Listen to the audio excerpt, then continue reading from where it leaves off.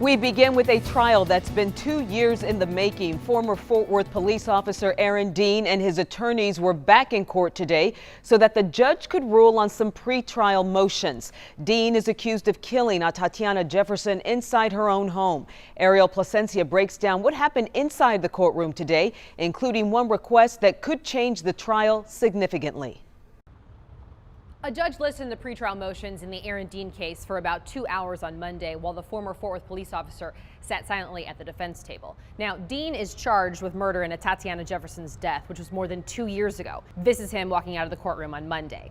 On October 12, 2019, a neighbor called police after he saw the door open at Jefferson's Fort Worth home. She was playing video games with her nephew when Dean walked into the backyard.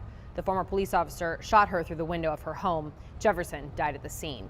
Now, Monday's pretrial motions were very standard legal motions. A majority of the discussion focused on what needs to be turned over and shared with the other side, such as witness contact information and 911 calls. The court also talked about the timeline by which attorneys for each side need to have criminal histories done on all their witnesses by. Jefferson's sister, Ashley Carr, was present in the courtroom Monday. Now, there are two main motions that we are expecting to be discussed this week. First, the defense has requested a change of venue for the trial. According to court documents, the defense is arguing that media reports have said that Dean was, quote, dispatched on a welfare or wellness check to Jefferson's home, and that this information is, quote, incorrect and greatly affects the dynamics of the call and therefore the case. In court documents filed last week, the state objected to the defense's argument that Dean cannot get a fair trial in Tarrant-County, presenting sworn affidavits from former prosecutors and community leaders who said they did not feel that coverage of the case, quote, has been inflammatory or prejudicial.